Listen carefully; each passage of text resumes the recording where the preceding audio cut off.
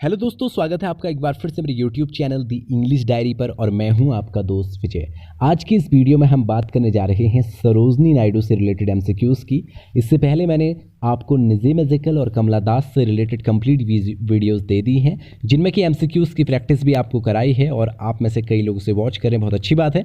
साथ ही साथ शेयर करें, लाइक करें, सब्सक्राइब ज़रूर करें और साथ ही साथ एलटी की प्रिपरेशन हमारे साथ करें, क्योंकि मैं आपको सिर्फ गाइड कर रहा हूं और बता रहा हूं क्या चीज़ें आपको पढ़नी है। अगर आप किसी चीज़ के बहुत ज़्यादा डिटेल में चले जाएंगे, लेकिन अगर आप उसका सही समय पर रिवीजन ना कर पाएँ और बहुत ज़्यादा ओवर डिटेलिंग चीज़ें आप पढ़ रहे होंगे, तो वो आपके किसी काम का नहीं है। क्योंकि पढ़ तो हर कोई रहा है, लेकिन कई बार क्या होता है, हम सिर्फ चीज़ों को नई नई खोज की तरफ जाते रहते हैं, लेकिन एक्चुअल जो हमें चीज़ें याद रखनी चाहिए, जो पढ़नी चाहिए, हम उससे कहीं भटक रहे होते हैं।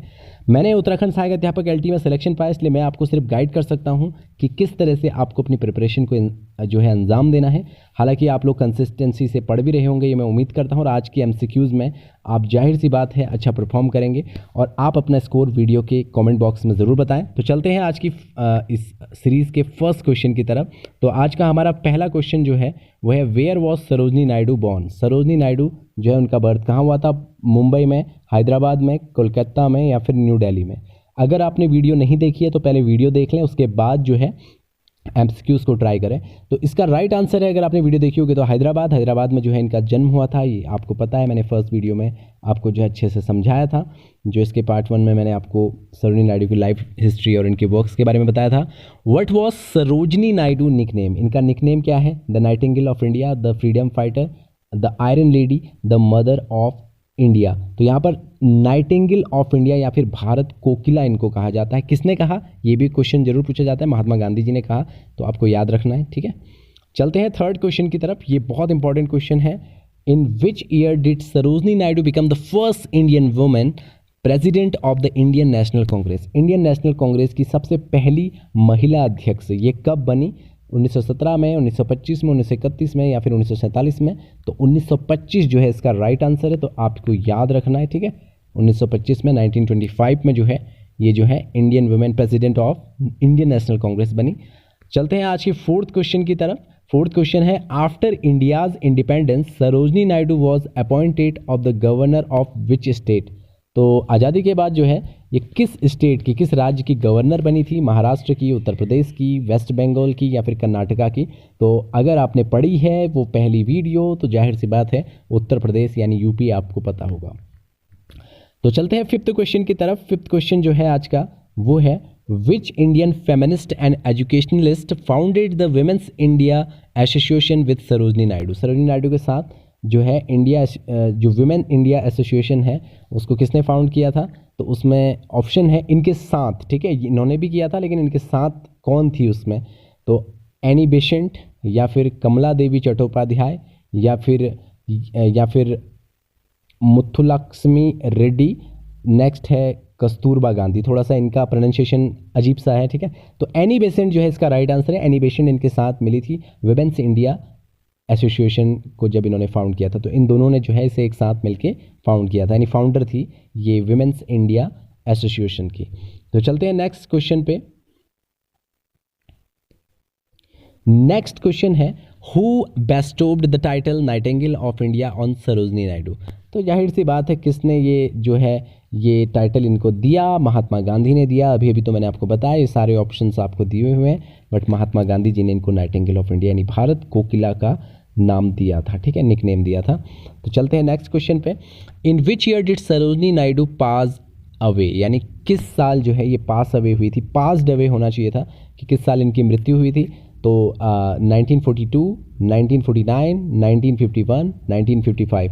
अब आपको याद होगा कि जब मैं आपको वीडियो पढ़ा रहा था तो मैंने आपको बोला ना कि नायडू में 9 आएगा, 9 यानी 9 आएगा, और 9 जिसके पीछे आएगा वही जो है इनकी लाइफ और डेथ का ईयर है। जैसे 79 इनका जो है बर्थ था और यहाँ पर 49 इनकी डेथ है, और मैंने बोला कम संख्या वाला जो है इनके डेथ पे आता है 49। तो यानी 1949 जो है इनकी डेथ का ईयर है, ठीक है, इसको आप याद रखिएगा। अब देखिए नेक्स्ट क्वेश्चन, इसी के जस्ट नीचे, when was Sarojini Naidu born? तो अभी तो मैंने आपको बताया सरोजनी नायडू में 9, यहाँ 9 आ गया और ज़्यादा संख्या 79 यानी 1879, ये वाला इसका राइट आंसर है, ठीक है। इस तरह से आप याद रखने की कोशिश करें, क्योंकि हर डेट आपको याद नहीं हो सकती, कई बार आपको ऑप्शन से भी आइडिया लगाना पड़ेगा। The name of the husband of Sarojini Naidu was, Sarojini Naidu के हस्बैंड का नाम क्या था? तो गोविंदा राजू नायडू भी इनको बोला जाता है, या गोविंद राजुलू नायडू भी इनको बोला जाता है। तो जो आपको सही लगे वो आप याद रखें, बस गोविंद राजू तो है ही, ठीक है। चलते हैं नेक्स्ट क्वेश्चन पे आज के। नेक्स्ट क्वेश्चन है, Sarojini Naidu was elected as the president of India National कांग्रेशन।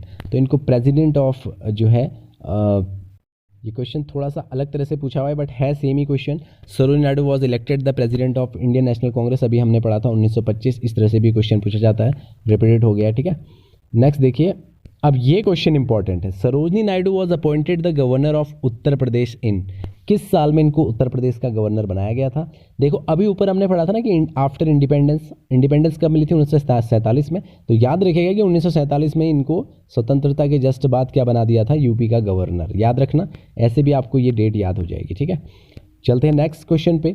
Sarojini Naidu's first volume of poetry was, तो इनका जो फर्स्ट वॉल्यूम ऑफ पोइट्री है निम्नलिखित में से कौन है? The broken wing, the bird of time, the feather of dawn, the golden threshold. तो जाहिर सी बात है द गोल्डन थ्रेशोल्ड इनका फर्स्ट वॉल्यूम ऑफ पोइट्री है, ठीक है। चलते हैं नेक्स्ट क्वेश्चन की तरफ। आपको आ भी रहे होंगे आंसर्स, अगर आपने वीडियो देखी है आप पॉज करके एक बार अपना आंसर देख लीजिए, फिर बताना कितने आंसर्स आपको आए। When was the golden threshold published first, तो ये पब्लिश कब हुआ? 1903, 1904, 1905, 1906। तो 1905 में जो है ये पब्लिश हुआ था, तो ये आपको याद रखना है, ठीक है। मैंने आपको बोला भी था ना, ये गोल्डन में गोल्ड को याद रखना, गो। अब आप इसको एक चीज़ देखना, जैसे मैं आज बता भी देता हूँ, अगर आप गो लिखोगे तो कैसे लिखोगे?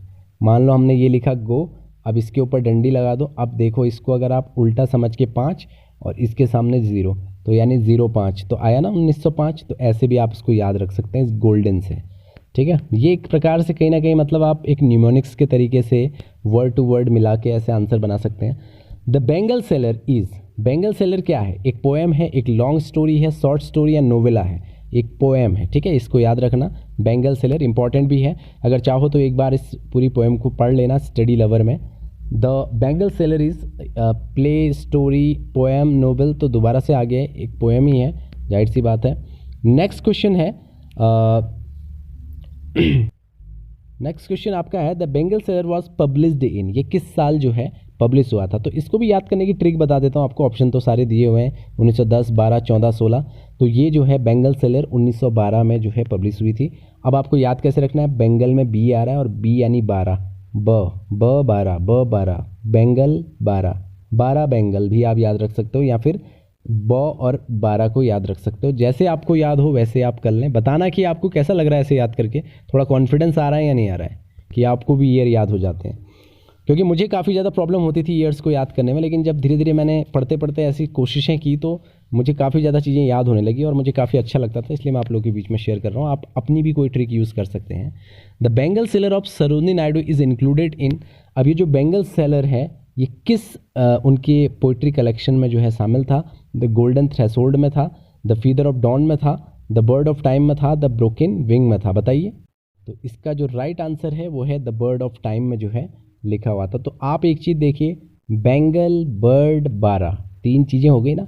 बेंगल सेलर जो है द बर्ड ऑफ टाइम में है, बर्ड ऑफ टाइम में, और जो है बेंगल सेलर जो है वो 1912 में लिखी हुई थी। द बर्ड ऑफ टाइम का भी कुछ ऐसा ही टाइम है, अभी नीचे शायद मैंने इससे रिलेटेड क्वेश्चन आपको बताया होगा तो आपको पता चल जाएगा। देखो जस्ट उसके नीचे ही आंसर आ गया है, Sarojini Naidu's the bird of time was published in. तो ब का पूरा रिलेशन है, तो आपको ऐसे ही याद रखना है, यानी 1912 में जो है ये पब्लिश हुई थी। यानी बेंगल सेलर जो है इसी कलेक्शन में आया था, तो जाहिर सी बात है 1912 में ये आया तो 1912 में वो भी आया, और ब का सिस्टम है तो 12, और साथ ही साथ आपको दूसरी चीज़ वहाँ क्या याद रखनी है? बेंगल सेलर, ठीक है, जो पोएम है। नेक्स्ट देखिए यहाँ पर नेक्स्ट क्वेश्चन जो है, नेक्स्ट क्वेश्चन है, how many lines are there in the Bengal sailor? 20 lines, 24 lines, 30 lines, 50 lines. एक आध बार ये UPTGT में पूछा, तो आप इसको याद भी रखना। जो है इसमें आपका 24 लाइन्स जो हैं लिखी हुई हैं इस बेंगल सेलर वाली पोएम में, ठीक है। चलते हैं नेक्स्ट क्वेश्चन में। इसकी राइम स्कीम भी कई बार पूछ लेते हैं, बेंगल सेलर की राइम स्कीम। तो ये आपको याद रखनी है, AABBCC, AABBCC, ठीक है, ये इसकी राइम स्कीम है। इसके बाद देखिए next question, the bangle sellers are trying to sell their bangles in, ये अपनी चूड़ियाँ कहाँ बेचने की कोशिश कर रहा है, ये आपको पोएम के अकॉर्डिंग बताना है। The temple fair, the park, the street, the village. कई बार पूछा जाता है, इस पोएम को आप इसलिए एक बार पढ़ लेना ताकि आपको आइडिया आ जाए। वैसे मैं यहाँ पर आपको बता दे रहा हूँ, द टेम्पल फेयर में जो है यानी वहाँ पर एक मेला लगा था मंदिर पे, तो उस पर ये जो है अपने बैंगल्स को बेचने की कोशिश कर रहा होता है, ठीक है। The next question is which of the following Sarojini Naidu's last collection of poem, इनकी लास्ट कलेक्शन ऑफ पोएम क्या है। एक्चुअली इसमें मुझसे एक गलती हो गई है, गलती ये हो गई है कि यहाँ पर द फीदर ऑफ डॉन वाला भी ऑप्शन होना चाहिए था, द फीदर ऑफ डॉन, ठीक है। तो यहाँ ऑप्शन होना चाहिए था क्योंकि आंसर भी इसका द फीदर ऑफ डॉन है जो कि 1961 में जो है पब्लिश हुई थी। तो मैंने ये सारे ऑप्शन जो है जो डाल दी, ये पहले के हैं। जो उनका लास्ट जो पोइट्री कलेक्शन था द फीदर ऑफ डॉन था जो कि 1961 में आया था। अब इसको याद रख लेना, ठीक है। गड़बड़ हो गई थी इस क्वेश्चन में। नेक्स्ट देखिए, at the which age Sarojini Naidu compose an English poem, इन्होंने किस एज में शुरू कर दिया था, कंपोज कर दिया था एक इंग्लिश पोएम को। तो 12 साल में। माहिर मुनीर करके मैंने आपको पढ़ाया था, अगर आपको याद होगा, तो 12 साल की एज में इन्होंने वो लिखना शुरू कर दिया था, ठीक है। ये जो है क्वेश्चन रिपीटेड हो गया इसमें। अब देखिए यहाँ पर एक और क्वेश्चन है लास्ट वाला कि where did Sarojini Naidu die. तो देखिए पैदा कहाँ हुई थी, हैदराबाद में हुई थी, पता होगा आपको। तो विजयवाड़ा, गोलकोंडा, दिल्ली, लखनऊ, तो याद रखना है लखनऊ में। इनकी मृत्यु कहाँ पे हुई थी, लखनऊ में। तो आज की वीडियो में इतना ही। कैसा लग रहा है आपको एमसीक्यूज़, और साथ में पढ़ के ज़रूर बताइएगा, और ज़्यादा से ज़्यादा लोगों के बीच शेयर कीजिएगा और कमेंट ज़रूर कीजिएगा, ठीक है। लाइक भी ज़रूर बनता है। और फिर मिलते हैं नेक्स्ट वीडियो में। और नेक्स्ट वीडियो में हमारा जो टॉपिक रहेगा A.K. रामानुजन, जो कि इंडियन इंग्लिश पोइट्री के लास्ट जो है हमारा टॉपिक रहेगा। उसके बाद चलेंगे आगे। मिलते हैं नेक्स्ट वीडियो में।